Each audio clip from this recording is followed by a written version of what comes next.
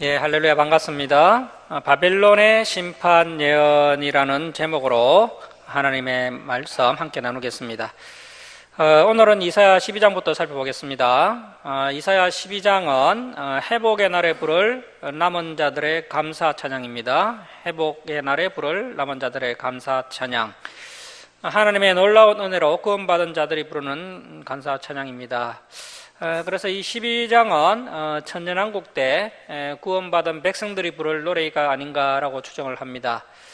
먼저 12장 1절과 2절은 남은 자들의 고백을 이제 직접 합보로 소개해주고 있는데요. 소수의 구원받은 자들이 이러한 고백을 하게 될 것을 이사야가 예언을 하고 있습니다. 자, 12장 1절 말씀 보십시오. 그날에는 후요미라는 히브리어를 쓰는데요. 이사야가 그날에 하면서 예언을 하고 있는 것입니다. 그래서 천년왕국 때에 있을 일을 예언하고 있는 것으로 보입니다. 자, 그날에 내가 말하기를 여호와여 주께서 전에 내게 노하셨사오나 이제는 주의 진노가 들어섰고 또 주께서 나를 아니하시오니 내가 주께 감사하겠나이다 할 것이니라. 보라, 하나님은 나의 구원이시라. 내가 신뢰하고 두려움이 없으리니 주 여호와는 나의 힘이시며 나의 노래이시며 나의 구원이심이라. 자, 이사야 선지자는 보라, 하나님은 나의 구원이시라. 내가 신뢰하고 두려움이 없으니라고 선포를 하고 있습니다. 만약 우리가 하나님을 의지했는데 하나님께서 도와주실지 안 도와주실지 모른다면 불안할 것입니다. 그러나 우리가 하나님을 제대로 알고 의지하면 하나님은 틀림없이 우리의 구원이 되시고 우리의 능력이 되어 주십니다. 자, 그렇다면 우리가 어떻게 하면 하나님이 내 구원이 되실까요? 다른 방법은 없습니다. 오직 하나님의 말씀을 붙들고 살면 되는 것입니다. 세상 사람들은 눈에 보이지 않는 하나님보다 이 세상의 돈이나 권력을 더 의지합니다. 하지만 위기의 순간이 오면 돈이나 권력은 아무런 힘을 발휘하지 못합니다. 그러나 하나님의 능력은 어떠한 위기라도 넉넉히 이기게 하십니다. 자, 그리고 이사야는 주 여호와는 나의 힘이시며 나의 노래시며 나의 구원이심이라고 노래하고 있습니다. 사랑하는 여러분, 하나님께서는 우리를 통해서 하나님의 능력이 나타나기를 원하십니다. 우리가 하나님의 말씀을 붙들고 기도할 때 하나님은 하늘 문을 여셔서 우리에게 부흥을 주십니다. 이 세상에서 가장 큰 힘은 바로 하늘 문을 여는 힘입니다. 그리고 이 세상에서 가장 위대한 힘은 바로 기도응답을 가져오는 힘입니다. 사실 인간이 어떻게 감히 하나님께 이래라 저래라 할 수 있겠습니까? 그것은 있을 수 없는 일이죠. 그러나 우리가 하나님의 말씀을 붙들고 기도하면 하나님께서 우리의 기도에 응답을 해 주십니다. 자, 그리고 하나님은 나의 노래가 되어 주십니다. 하나님께서는 나만 알 수 있는 방법으로 나를 징계하셔서 정신을 차리게 하시고 또 나만 알 수 있는 방법으로 위로를 하시고 또 마침내 하나님께서 풍성한 복을 부어주십니다. 이러한 하나님의 은혜와 복을 받은 사람은 감사의 눈물을 흘리고 기뻐하며 하나님을 찬양하게 됩니다. 또한 하나님은 우리의 구원이 되십니다. 하나님은 우리를 이 악한 세상 가운데 버려두지 않으시고 모든 위기로부터 우리를 구원해 주십니다. 우리가 도저히 살 길이 없을 때 기도하면 하나님께서 살 길을 열어주십니다. 그런데도 우리가 하나님의 이 구원의 은혜를 많이 체험하지 못하는 이유는 자꾸 이 세상 성공을 취하려고 하기 때문입니다. 사랑하는 여러분, 하나님은 나의 힘이시며 나의 노래이시며 나의 구원이십니다. 오직 하나님의 말씀을 붙들고 기도하시고 하나님의 말씀을 따라 살아가심으로 하나님의 기도 응답과 또 풍성한 은혜를 받아 누리시기 바랍니다. 자, 3절 말씀 보십시오. 그러므로 너희가 기쁨으로 구원의 우물들에서 물을 기르리로다. 자, 이스라엘 백성들이 출애굽을 한 이후에 40년간 광야 생활을 할 때 그들이 가장 많이 시험 들었던 문제가 바로 이 물 문제였습니다. 광야는 늘 물이 부족했고 그래서 이스라엘 백성들은 늘 목이 말라 불평하면서 하나님의 사랑을 의심했습니다.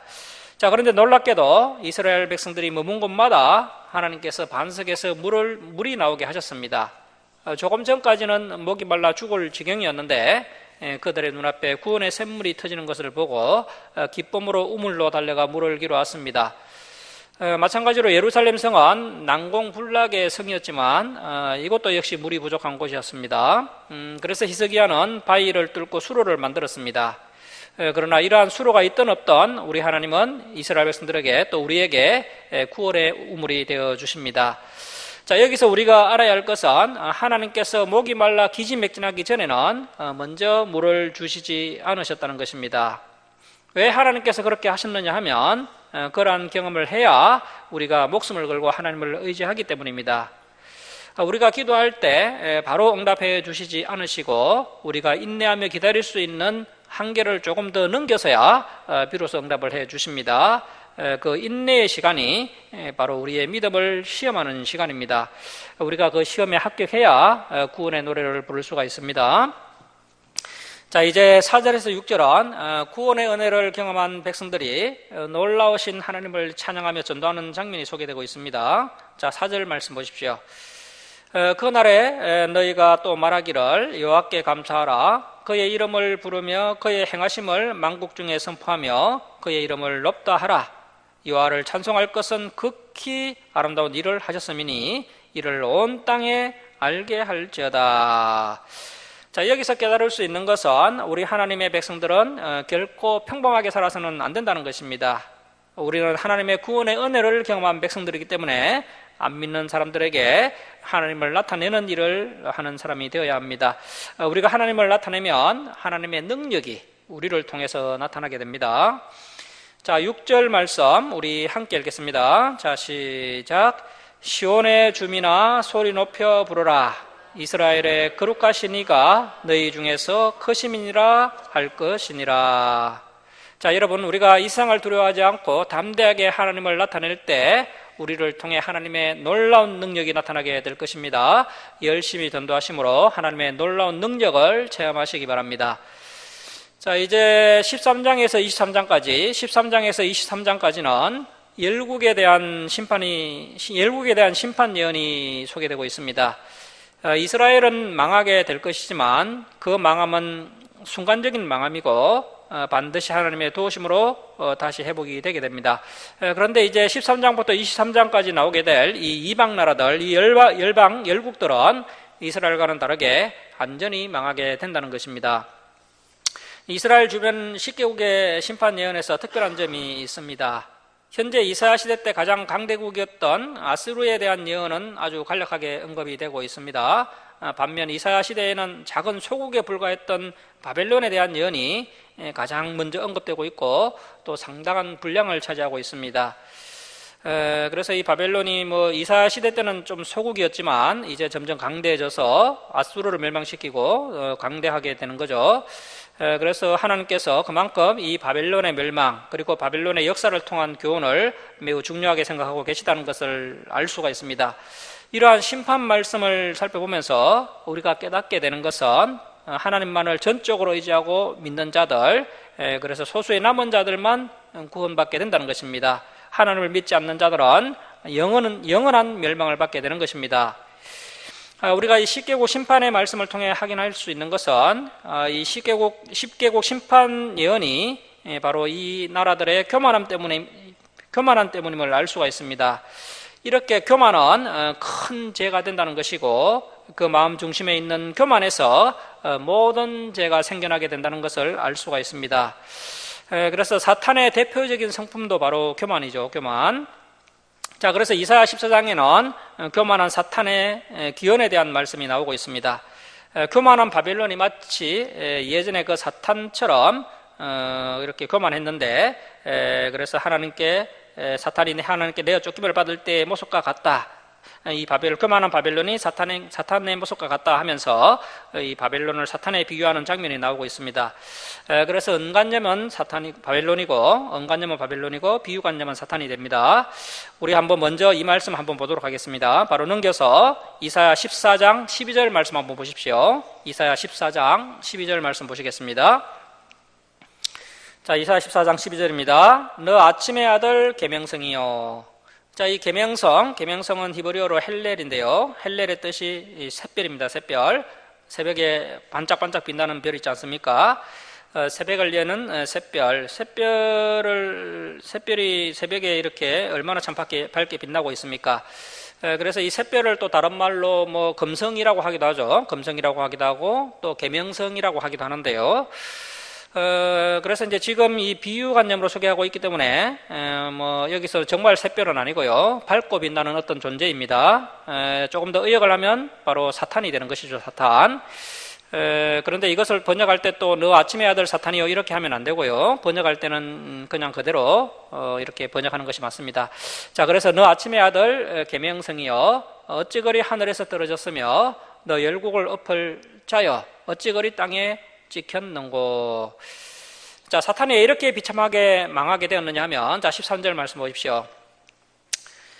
내가 내 마음에 이르기를 내가 하늘에 올라 하나님의 뭇별 위에 내 자리를 높이리라. 내가 북극 지폐. 자, 이 유대인들은요 북극 지폐에, 북극 하늘에 하늘나라가 있다라고 생각을 했습니다. 자, 그래서 북극 지폐의 산 위에 앉으리라. 자, 그래서 이 사탄이 너무나 교만해져서 하나님의 자리에 앉으려고 했다는 것입니다. 가장 높은 구름에 올라가 지극히 높은 자 하나님과 같아지리라 하는도다. 그러나 이제 내가 소월 곧 구덩이의 맨 밑에 떨어짐을 당하리로다. 그래서 이렇게 사탄 이야기를 비유관념으로 하면서 은관념을 바벨론으로 해서 설명을 하고 있는 것인데요, 이 사탄이 처음에는 하나님을 찬양하는 천사장이었죠. 그런데 너무나 교만해져서 이렇게 하나님 자리에 앉으려고 그렇게 교만한 마음을 품었다가 결국 하늘나라에서 쫓겨나게 되었는데, 이러한 이야기는 이제 당시 이제 이사야 시대 때 사람들은 전부 다 알고 있는 그런 아주 익숙한 내용이었습니다. 그런데 바벨론이 멸망당한다는 이야기는 사람들이 쉽게 납득할 수 없는 그런 내용입니다. 아직 이사야가 이 말씀을 선포할 때는 바벨론이 아주 작은 소국이었고요, 나중에는 아주 강대한 나라가 되는 거죠. 그때 이제 뒤늦게서야 그러니까 이제 이스라엘 백성들이 바벨론의 포로로 끌려간 그 시점에서 이 말씀, 이사야서의 말씀을 읽으면 그때도 참 납득이 하기 어려운 말씀이죠. 바벨론은 정말 강한 나라였고 오늘날 미국처럼 강한 그런 나라였는데 그 바벨론이 멸망한다는 그 사실은 쉽게 참 마음속으로 납득이 되지 않는 그런 이야기입니다. 그래서 사람이 너무나 익숙해서 알고 있는 그 사탄의 멸망 이야기, 사탄이 교만하여서 하늘나라에서 쫓겨나고 망하게 되었다는 그 익숙한 내용을 이 바벨론이 멸망할 것에 빗대어서 이렇게 이야기를 하면서 그 바벨론의 멸망이 마치 그 과거의 사탄의 멸망과 같다는 비법을 통해서 현재 이 바벨론의 멸망을 이렇게 소개하고 있는 것입니다. 그래서 이 본문이 바벨론의 멸망을 쉽게 설명하기 위해서 사탄의 이야기를 끌어온 것이긴 하지만, 어찌되었든 이 본문을 통해서 우리가 이 마귀 사탄에 대한 정보를 알 수 있기 때문에 그 에스겔서 28장과 함께 이 사탄의 정체에 대해 알 수 있는 아주 중요한 성경 본문이라 할 수 있겠습니다. 자, 그래서 우리 주사랑교회 성도님들은 오직 예수님의 겸손함을 본받는 그런 겸손한 성도님들이 되어야 할 것입니다. 그리고 잠언서 18장 12절 한번 우리 보도록 하겠습니다. 여기 PPT 화면 한번 보십시오. 우리가 본받아야 할 교훈인데요, 잠언서 18장 12절 우리 한번 한 목소리로 함께 읽겠습니다. 자, 시작. 사람의 마음의 교만은 멸망의 선봉이요 겸손은 종기의 길잡이니라. 정말 우리 인생의 말씀으로 삼아야 할 아주 소중한 교훈이 되겠습니다. 교만하면 망하게 되지만 겸손한 자는 하나님께서 존귀한 자리에 세워주십니다. 이처럼 마귀의 충동질을 당해 사람의 분수를 넘어 교만을 떤 사람들이 하나님의 심판을 당하게 될 것을 선포하고 있습니다. 자, 이제 이사야 13장을 보겠습니다. 열국 심판 예언 중에 가장 먼저 바벨론의 심판 예언이 13장과 14장에 나오고 있습니다. 자, 이사야 13장 1절 말씀 보십시오. 아모스의 아들 이사야가 바벨론에 대하여 받은 경고라. 자, 여기에 1하고요. 바벨론 앞에 1을 한번 적으십시오. 첫 번째 바벨론에 대한 경고입니다. 1. 바벨론에 대하여 받은 경고라. 자, 이 바벨론이라는 나라는 상당한 역사를 가지고 있는 나라입니다. 바벨론의 그 근원을 살펴보면 노아 홍수 이후에 인류가 상당히 번성해지면서 그 함의 손자였던 니무롯이 바벨탑을 쌓게 되죠. 자, 그래서 이 바벨탑 사건부터 사실 이 바벨론의 근원 이야기가 시작되는 것입니다. 우리가 잘 아는 것처럼 그 바벨탑이 결국에는 무너지게 되고 그 바벨탑 사건 이후에 다시 한번 고대 바벨론이라는 나라가 더 일어나게 됩니다. 하지만 그 고대 바벨론이라는 나라가 그 헷 족속, 히타이트 족속에 의해서 무너지게 되고요. 그리고 지금 우리가 살펴보게 될 이 바빌론, 이 신바빌론이라고 할 수 있는데요. 그래서 뭐 역사에는 신바빌로니아라고 하죠. 신바빌로니아. 아수르가 고대 건동 지역을 지배하고 있었는데 그 신바빌로니아가 아수르를 무너뜨리고 패권을 장악하면서 세 번째 바벨론을 일으키게 되는 것입니다. 이 세 번째 신바벨로니아는 그야말로 고대 바벨론과는 비교되지 않는 초강대국으로 성장을 하게 됩니다. 그런데 이 신바벨론이 BC 539년에 무너졌다는 것입니다. 이 신바벨로니아가 무너진 사건은 당시 온 천하가 진동하리라 만큼 엄청난 사건이었고요. 고대 중근동 지역의 그 역사에 큰 획을 긋는 그런 큰 사건이었습니다. 그 페르시아 황제 키루스, 성경에는 바사항고레스라고 나오는데요. 이 바사항고레스 키루스에 의해서 이 바벨론이 무너지게 됩니다.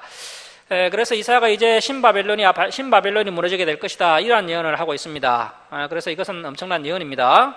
오늘날로 말하면 미국이 무너지게 될 거다, 중국이 무너지게 될 것이다, 이러한 예언이 되겠습니다.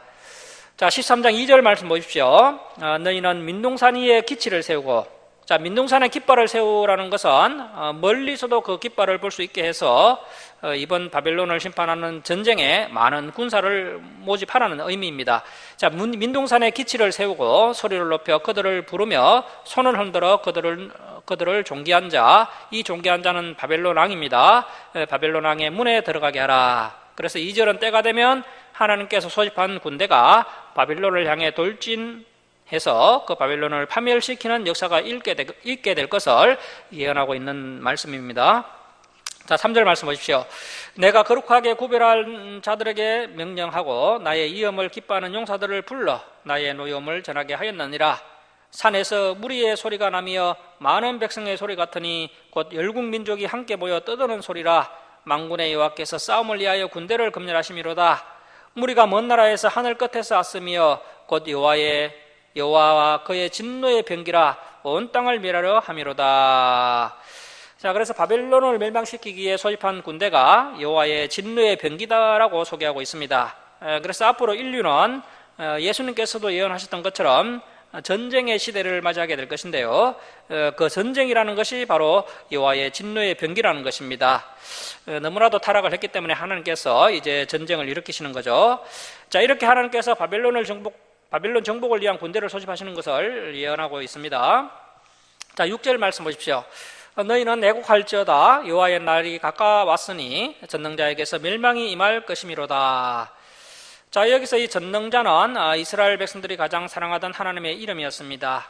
전능자는 히브리어로 샤다이라고 하는데요. 샤다이, 이것은 못하는 것이 없는 전능하신 하나님의 이름이었습니다. 그리고 이 본래 여호와의 날이라는 것은 하나님께서 악한 무리를 심판하시고 하나님의 백성들을 위기에서 구원하시는 날입니다. 그러나 이스라엘 백성들이 계속 하나님을 두려워하지 않고 우상을 섬기고 세상을 따랐기 때문에 이 여호와의 날은 악의 무리를 심판하는 날이 아니라 오히려 이스라엘 백성들이 심판받는 날이 되고 말았습니다. 그래서 이 본문에서는 이제 뭐 본래 의미대로 바로 바벨론이 심판받는 날로 쓰이고 있습니다. 자, 7절 말씀 보십시오. 그러므로 모든 손에 힘이 풀리고 각 사람의 마음이 녹을 것이라. 그들이 놀라며 괴로움과 슬픔에 사로잡혀 해산이 임박한 여자같이 고통하며 서로 보고 놀라며 얼굴은 불꽃 같으리로다. 바빌론 사람들의 얼굴이 불꽃 같으리라는 것은 이 바빌론 사람들이 하나님의 심판을 받아 극심한 수치와 고통의 자리로 떨어지게 될 것을 비유하는 말씀이 되겠습니다. 자, 9절입니다. 보라, 여호와의 날, 그 심판의 날, 곧 잔혹히 분냄과 맹렬히 노하는 날이 이르러 땅을 항폐하게 하며 그 중에서 죄인들을 멸하리니 하늘의 별들과 별무리가 그 빛을 내지 아니하며 해가 돋아도 어두우며 달이 그 빛을 비추이지 아니할 것이로다. 자, 하나님의 심판이 얼마나 참 철저하고 냉혹한 것인지를 알 수가 있습니다. 심판의 날에 하늘에 별이 빛나지 않고 태양과 달도 빛을 내지 않는다라고 말씀하고 있습니다. 자, 여기서 이 빛은 하나님의 긍휼과 자비를 의미하는데요. 이렇게 하나님을 의지하지 않고 교만한 바벨론을 하나님께서 철저하게 심판하신다는 것입니다.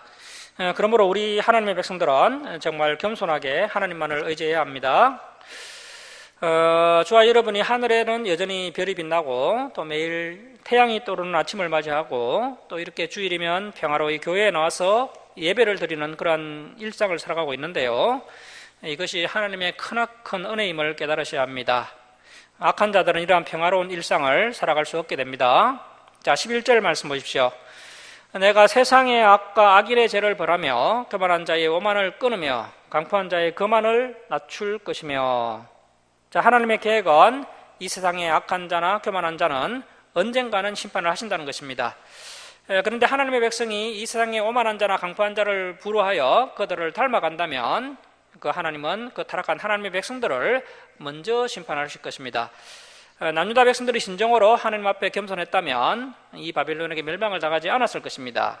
그러나 남유다 백성들이 하나님의 말씀에 순종하지 않고 자존심만 내세우면서 끝까지 바벨론에게 대항을 하다가 비참하게 멸망을 당하고 말았습니다. 그래서 우리에게도 우리의 내면에 교만이 다스리고 있지는 않은지 잘 살펴보고 하나님의 진리의 말씀으로 이 교만을 잘라내는 시간이 되어야 할 것입니다. 자, 12절 말씀 보십시오. 내가 사람을 순금보다 희소하게 하며 인생을 오빌의 금보다 희귀하게 하리로다. 자, 이 말씀은 바벨론 백성들이 거의 죽임을 다 당해서 살아남은 사람들이 아주 희소하게 된다는 의미입니다. 그런데 안타깝게도 이 말씀이 남유다 이스라엘에게도 그대로 적용되는 말씀이 되고 말았습니다. 자, 13절입니다. 그러므로 나 만군의 여호와가 분하여 맹렬히 노하는 날에 하늘을 진동시키며 땅을 흔들어 그 자리에서 떠나게 하리니. 자, 하나님께서 진노하시면 세계 최강대국 바벨론도 한순간에 아무도 살지 않는 비참한 폐허로 변하게 된다는 것입니다. 왜 하나님께서 바벨론에게 진노하셔서 바벨론을 한순간에 이렇게 망하게 하셨을까요? 그것은 바로 하나님의 백성인 남유다와 관계가 있습니다. 하나님께서 바벨론에게 본격적으로 진노하기 시작하신 시점이 이 바벨론에서 남유다 백성들이 이제 바벨론에서 포로로 이제 70년간 받았었죠. 그 바벨론에서 그 이스라엘 백성들의 연단이 거의 끝나가는 그런 시점이었다는 것입니다. 그러니까 하나님께서 바벨론을 들어 남유다를 징계하는 도구로 사용하셨는데 이제 그 바벨론의 역할이 다 끝났기 때문에 바벨론이라는 몽둥이를 하나님께서 부러뜨리시는 것입니다. 자, 14절입니다. 그들이 쫓긴 노루나 모으는 자 없는 양같이 각기 자기 동족에게로 돌아가며 각기 본향으로 도망할 것이나. 자, 이 바벨론은 정복한 나라에서 많은 사람들을 사로잡아서 군대를 만들었고 그 군대로 또 다른 나라를 정복하여 갔습니다. 바벨론 왕 느부갓네살은 자기 말을 듣지 않는 나라는 완전히 멸망을 시켜버리고 원금이나 사람들을 끌어갔습니다. 지금까지 바벨론을 막아낼 나라는 아무도 없었습니다. 그런데 어느 시점부터인가 이 바벨론은 쫓기는 노루 같은 신세가 되고 말았습니다. 아무리 강한 바벨론이라 할지라도 하나님께서 진노하셔서 입김으로 한번 부시니까 다 흩어져서 남아있는 것이 아무것도 없게 되었습니다. 자, 15절입니다. 만나는 자마다 창에 찔리겠고 잡히는 자마다 칼에 엎드러지겠고 그들의 어린아이들은 그들의 목전에서 미어침을 당하겠고 그들의 집은 노략을 당하겠고 그들의 아내는 욕을 당하리라. 자, 이 바벨론이 비참하게 멸망을 당할 때 이사야가 이 말을 예언할 때로부터 이제 몇백십 년 후의 일이 이렇게 일어나는 것인데요. 자, 이렇게 하나님은 바벨론을 망하게 할 계획을 가지고 계셨는데 그 바벨론을 망하게 하는 도구가 바로 메대 사람들을 사용하는 것이었습니다. 자, 17절 말씀 보십시오. 보라, 은을 돌아보지 아니하며 금을 기뻐하지 아니하는 메대 사람을 내가 충동하여 그들을 치게 하리니.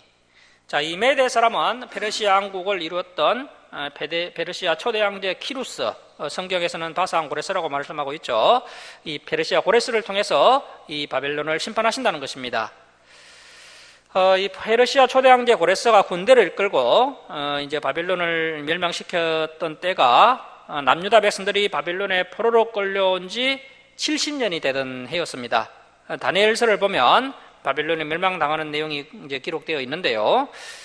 이 바벨론의 마지막 왕인 벨사살 왕이 예루살렘에서 성전하던 예루살렘 성전에서 사용하던 그 하나님의 거룩한 잔을 꺼내와서 그 거룩한 잔에다가 술을 부어 마시는데 갑자기 이상한 손가락이 나와서 벽에다가 막 불꽃을 튀기면서 글을 쓰는데 아무도 그 글을 해석하는 사람이 없었습니다. 그때 왕이 다니엘을 불러와서 해석하라고 했고요. 그 해석한 뜻이 메네 데겔 우바르신. 그래서 이제 해석을 하면 그 바벨론 왕을 하나님의 저울에 달아보니 부족하였고 그래서 이제 그 바벨론 벨사사랑의 시대가 끝이 난다. 그런 내용이라는 것입니다. 그래서 이제 이 페르시아가 강해져서 이제 바벨론을 쳐들어왔는데 이 바벨론 성이 너무나 참 난공불락에 강한 성이었습니다. 그런데 어떻게 들어왔느냐 하면 성벽 밑에 그 해자가 뭐냐면 그 성을 둘러싼 물이죠. 적군이 침투하지 못하도록 연못 같은 걸 길게 성 주위에 파놓았는데 물이 가득 차 있습니다. 그런데 그 물이 줄어들었습니다. 왜 줄어들었냐면은 이 페르시아가 강 상류에 있는 물줄기를 여러 갈래로 다 갈라 놓았던 거죠. 그러다 보니까 물이 이제 줄어드니까 해자의 물도 점점 줄어들었고, 그 해자 밑으로 이제 수로가 있었는데 그 수로를 통해서 이제 이 페르시아 군대가 넘어왔던 거죠. 그렇게 해서 이제 이 수렵잔을 기울이던 이 바벨론 왕이 그날 밤에 바로 이 페르시아 군대에게 죽임을 당하고, 그래서 바벨론 왕국이 이때 끝이 나고 말았습니다. 이 고레스는 뭐 금이나 은에는 관심이 없었고요. 오직 그의 목적은 바벨론을 멸망시키는 것이었습니다. 고레스는 바벨론과는 달리 다른 나라 종교의 풍습을 인정해주는 그런 정책을 펼쳤고, 그래서 유대인들로 하여금 다시 예루살렘으로 돌아가서 하나님의 성전을 짓도록 칙령을 내립니다. 심지어 성전을 지을 돈도 페르시아 황제가 주는데 이것이 다 하나님께서 준비하신 일이었습니다. 자, 17절 말씀 보십시오.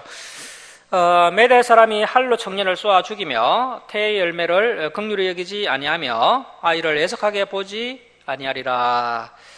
자, 이때 이 메대 페르시아 사람들은 이제 어릴 때부터 이제 세 가지를 배웠다고 하는데요. 바로 말 타는 것과 할 쏘는 것과 또 바른 말을 하는 것을 배웠다고 합니다.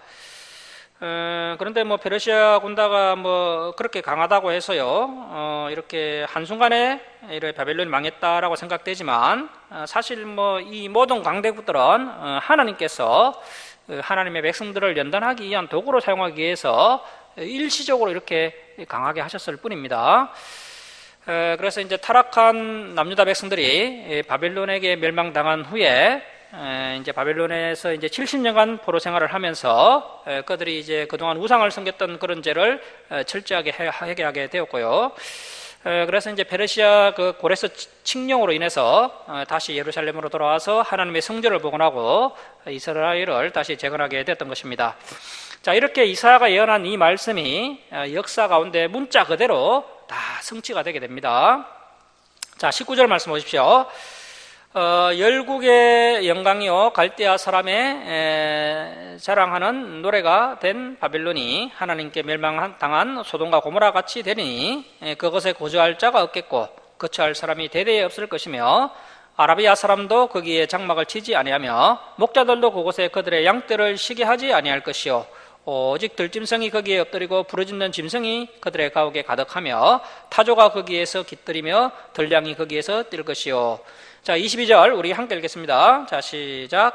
그의 궁성에는 성냥이가 부러지질 것이요 화려하던 궁전에는 들깨가 울 것이라. 그의 때가 가까우며 그의 날이 오래지 아니하리라. 이 바벨론은 전 세계에서 영광을 누리며 부러움을 사던 나라였습니다.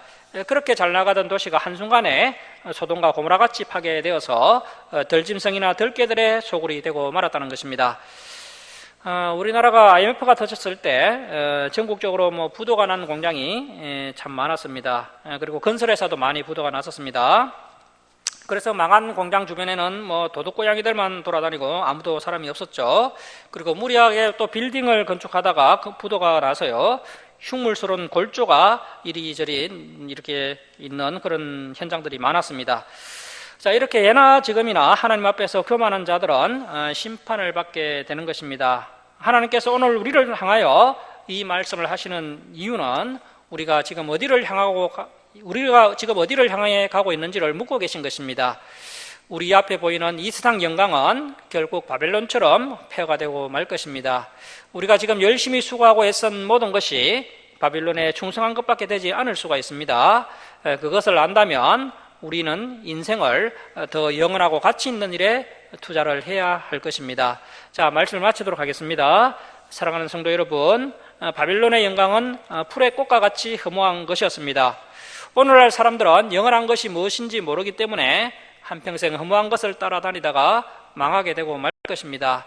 우리가 이 세상의 성공을 따라가면 바벨론같이 망하든지 아니면 바벨론 같은 그 악한 자에 의해 연단을 받든지 할 것입니다.